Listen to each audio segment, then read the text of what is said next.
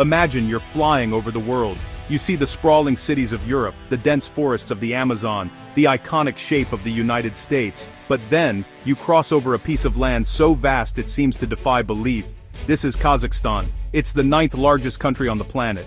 A true giant, hiding in plain sight. To put its sheer scale into perspective, you could take all of Western Europe, from Portugal and Spain, through France and Germany, all the way to Poland, and fit it comfortably inside Kazakhstan's borders. It's a landmass that stretches for thousands of kilometers, a seemingly endless expanse of steppe, desert, and mountains. This isn't just a big country, it's a continent-sized nation. When you compare it to the United States, the picture becomes even clearer. Picture a map of the US and draw a line from San Diego, California, all the way to St. Louis, Missouri. Now imagine that entire chunk of land, covering states like Arizona, New Mexico, Texas, and Oklahoma, is one single country. That's the kind of territory we're talking about. It's the largest landlocked country in the world, meaning it has no direct access to an ocean. This geographic isolation has shaped its destiny, making it a world apart, a place where the horizon seems to stretch on forever without interruption. It's a land built for giants, a canvas of epic proportions. Standing in the middle of the Kazakh steppe, you get a feeling unlike any other. It's a profound sense of solitude, of being a tiny speck in an immense, silent landscape. The sky above is enormous, a dome of blue or stars that feels close enough to touch. There are no buildings, no roads, and often, no other people for as far as the eye can see. You are truly alone with the elements. This raw, untamed nature is both beautiful and intimidating. It's a place that reminds you of your own smallness in the grand scheme of things. A powerful lesson in humility that only the world's wildest places can teach.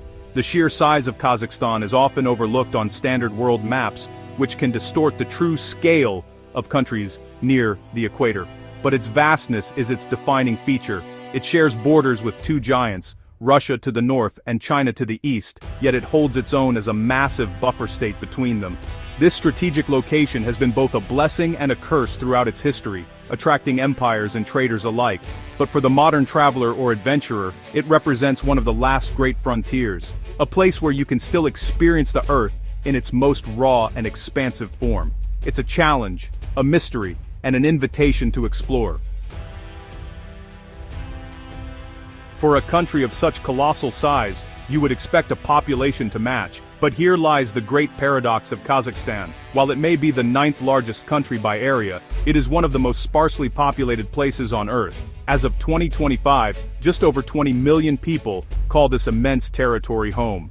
To give you some context, the state of Florida in the US has a larger population, but it could fit into Kazakhstan more than 16 times over. It's a staggering difference that highlights just how empty this land truly is. The population density is a mere 7 people per square kilometer, one of the lowest in the world. This emptiness becomes even more pronounced when you look at its neighbors. To the south lies Uzbekistan, a country with nearly twice the population crammed into a space that is only 1/6 the size of Kazakhstan. To the north and west, the border regions of Russia are significantly more populated. And to the east, China's Xinjiang province, while also vast, is home to more people. Kazakhstan stands out as an island of low density in a relatively crowded part of the world. It's as if history and geography conspired to leave this enormous landscape almost untouched by human settlement, creating a void on the world map. Imagine driving for hours without seeing another car or a single town. That's a common experience in Kazakhstan. The population is not spread out evenly. Instead, it's clustered in a few major urban centers and along the fertile river valleys. Cities like Almaty, Astana, and Shymkent are modern, bustling hubs of activity. But once you leave their limits, the country opens up into a vast, silent wilderness. The distances between settlements are immense, and the land in between is often just wide-open steppe. This emptiness shapes the national character, fostering a sense of resilience and self-reliance among its people. The numbers tell a stark story.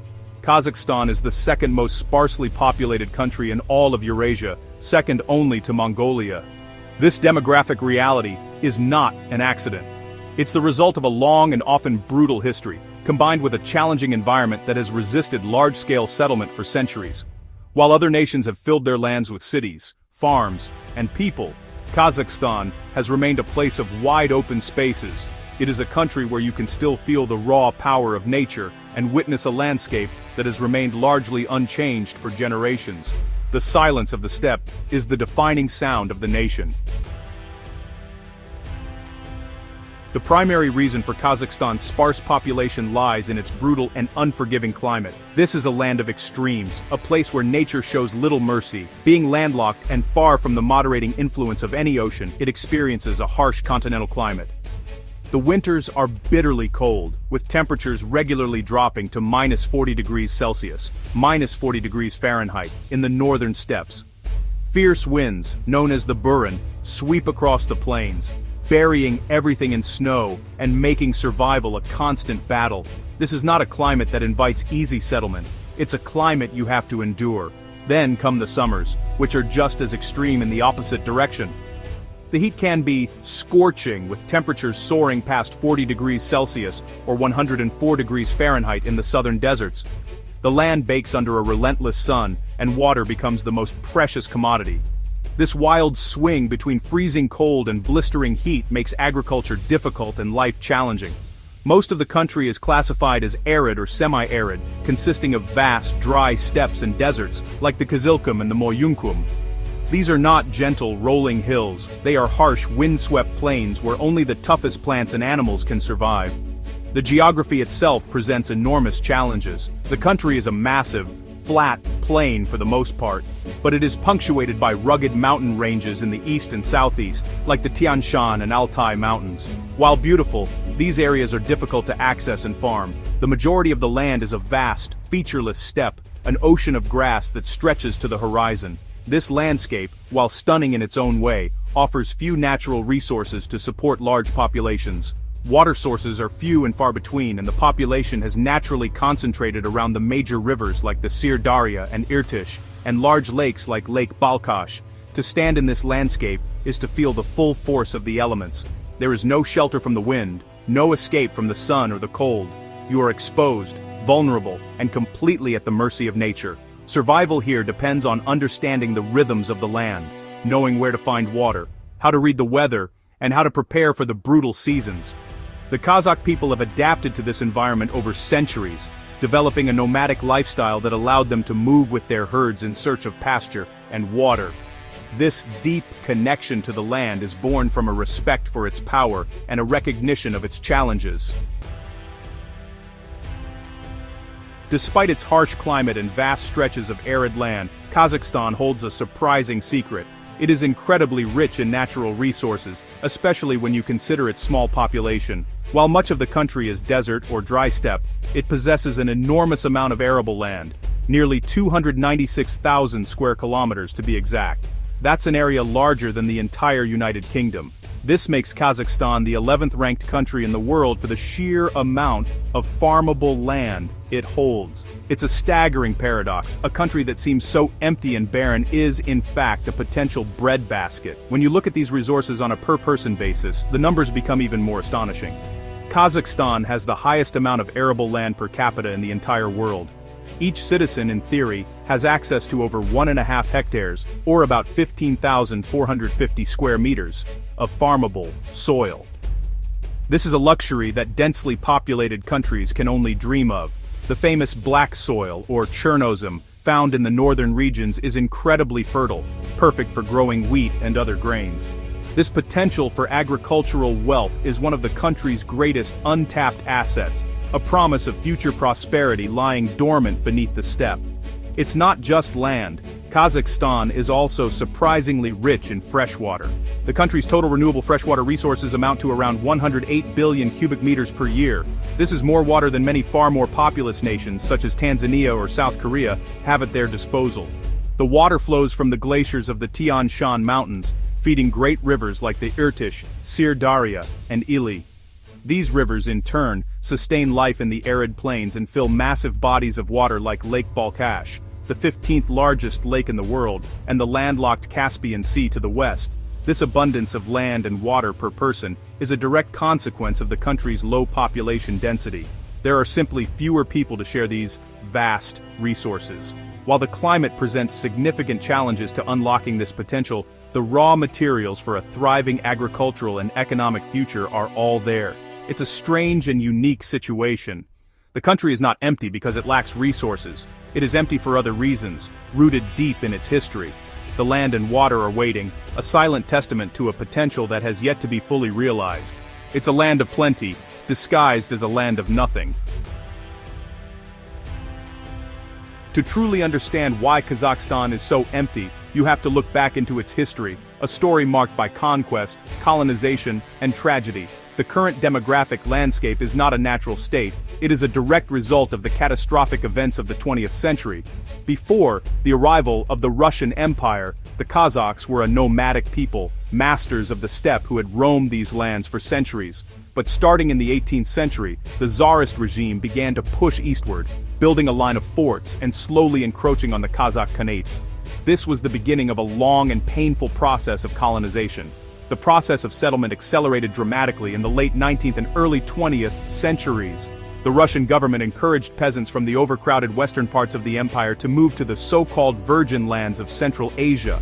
The construction of the Trans-Aral Railway in 1906 opened up the steppe like never before, bringing waves of Slavic settlers. By the time of the first imperial census in 1897, ethnic Russians already made up over 11% of the population. The traditional nomadic way of life of the Kazakhs was disrupted as their grazing lands were confiscated and given to the newcomers. Tensions simmered, and the stage was set for conflict. The breaking point came in 1916. With Russia embroiled in World War I, the Tsar issued a decree to conscript the Muslim men of Central Asia, including the Kazakhs, for labor duties on the front lines. This was seen as a violation of previous agreements and ignited a massive revolt across the region. The rebellion was brutally crushed by the Tsarist army. The suppression was merciless, leading to the deaths of hundreds of thousands of Kazakhs and Kyrgyz people from violence, starvation, and disease. It is estimated that between 100,000 and 270,000 people perished, and hundreds of thousands more were forced to flee for their lives into neighboring China. This event, known as the Urkun, or the Great Exodus, was a demographic catastrophe. It decimated the Kazakh population and left deep scars on the national psyche. Just as the region was reeling from this disaster, the Russian Empire collapsed, and the Russian Civil War began, plunging the steppe into even more chaos and violence. This period of imperial expansion and the brutal suppression of resistance was the first major blow to the Kazakh population, a wound from which the nation would take decades to recover. The emptiness of the land today is, in part, an echo of the violence that once swept across it. If the Tsarist era was a wound, the Soviet period was a near-fatal blow. The catastrophes that unfolded under Soviet rule were on a scale that is, honestly, difficult to comprehend, and they are the single biggest reason for Kazakhstan's low population today. After the Bolsheviks consolidated power, they began a radical transformation of society. For the Kazakhs, this meant forced collectivization and sedentarization. The nomadic way of life, which had sustained the people for centuries, was declared backward and inefficient. The Soviets confiscated livestock and forced the nomads to settle on collective farms. The result was an unprecedented disaster. The Kazakhs, stripped of their animals and their traditional knowledge of survival, were left helpless. The livestock herds, which were the backbone of their economy and food supply, were decimated. This led to a catastrophic famine between 1917 and 1922, and an even more horrific one from 1930 to 1933. The latter, known in Kazakhstan as the Ashar-Shalik, was one of the worst famines in human history. It is estimated that at least 1.5 million people, and perhaps more, starved to death. This represented between a quarter and a third of the entire ethnic Kazakh population at the time. The scale of the death and suffering was immense. Entire villages were wiped out. People were forced to eat whatever they could find to survive. The famine fundamentally broke the back of the Kazakh nation, reducing them to a minority in their own homeland. By the end of the 1930s, the ethnic Kazakh population had been so devastated that they made up less than 30% of the total population of the Kazakh Soviet Socialist Republic. The land was now emptier than ever before, filled with the ghosts of those who had perished. This was not a natural disaster, it was a man-made catastrophe. engineered by disastrous Soviet policies. At the same time, the Soviet government used Kazakhstan as a destination for mass deportations. During Stalin's reign, entire ethnic groups deemed unreliable, such as Chechens, Ingush, Koreans, Volga Germans, and Poles, were forcibly relocated to the Kazakh steppe. Later, the Virgin Lands campaign of the 1950s and 60s brought hundreds of thousands of young volunteers, mostly Russians and Ukrainians, to plow the steppe and turn it into a giant grain farm. These waves of forced and voluntary migration further changed the demographic makeup of the republic, solidifying the position of Kazakhs as a minority in their own land until the very end of the Soviet era. Following the collapse of the Soviet Union in 1991, Kazakhstan declared its independence and began the long, difficult process of rebuilding its national identity and population. The demographic landscape was complex. Ethnic Kazakhs were still a minority, and the country was home to over 100 different nationalities. One of the first major trends of the post-Soviet era was a significant demographic shift. Over the next 2 decades, around 1.5 million ethnic Russians and other Slavic groups emigrated, mostly returning to their historical homelands. This was a peaceful, gradual process, but it had a profound impact on the country's makeup. At the same time, the newly independent government launched a program to encourage the repatriation of ethnic Kazakhs living abroad. This program, known as the Oralman, or Returnee Program, brought over 1.2 million Kazakhs back to their ancestral homeland, primarily from China, Mongolia, and Uzbekistan. This influx, combined with the departure of many ethnic Russians, slowly but surely began to change the demographic balance. For the first time in over 60 years, ethnic Kazakhs once again became the majority in their own country. By 2025, they constituted over 71% of the population, a remarkable turnaround from the dark days of the Soviet Union. The 2000s and 2010s saw what some called a population miracle. A baby boom took hold, and the fertility rate climbed, peaking at an impressive 3.3 children per woman in 2021. This surge in births helped the population grow steadily, finally crossing the symbolic 20 million milestone in 2024. This was a moment of national pride, a sign that the country was finally healing from the demographic wounds of the past. The population, which had stagnated for years, was now on a path of recovery, projected to reach over 26 million by 2050. The nation was slowly but surely beginning to fill its vast, empty spaces. Today, Kazakhstan is a young and dynamic country. The median age is just over 32, making it a nation of young people looking toward the future. Urbanization is another key trend, with over 58% of the population now living in cities. The capital, Astana, has seen its population grow 5-fold since it was designated the capital in 1997, transforming from a provincial town into a futuristic metropolis. This shift to urban centers is concentrating the population even further, leaving the vast rural landscapes as empty as ever, but it is also driving economic growth and creating a modern, forward-looking society. Kazakhstan today stands at a fascinating crossroads. It remains a land of immense emptiness, a geographic reality forged by a harsh climate and a brutal history. The vast, silent steppe is not just a landscape, it is a powerful symbol of the nation's past struggles and its future potential. The demographic catastrophes of the 20th century, the colonial violence, the horrific famines, the mass deportations, left a void that the country is still working to fill. The journey to a population of 20 million has been a long and arduous one, a slow recovery from wounds that cut deeper than any on a map. The paradox of its abundant resources and sparse population continues to define the nation.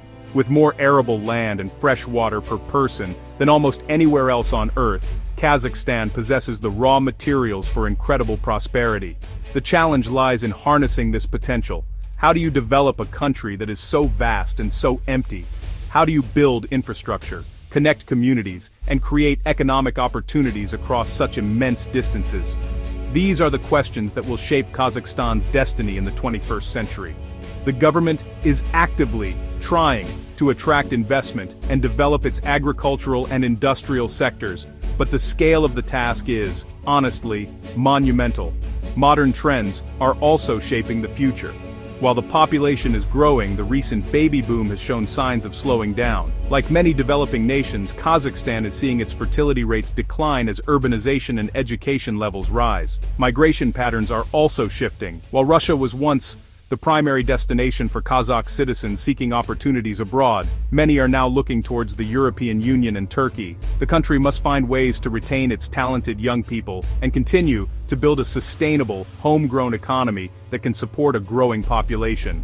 In the end, the story of Kazakhstan's emptiness is a story of resilience. It is a testament to the endurance of the Kazakh people, who have survived unimaginable hardships and are now rebuilding their nation. Standing alone in the vastness of the steppe, you can feel the weight of that history, but you can also feel a sense of boundless possibility. The land is waiting. It is a blank canvas on which a new future is being written. Kazakhstan may be one of the world's largest empty lands today, but it is also a land full of promise, slowly but surely finding its voice and its people in the heart of Asia.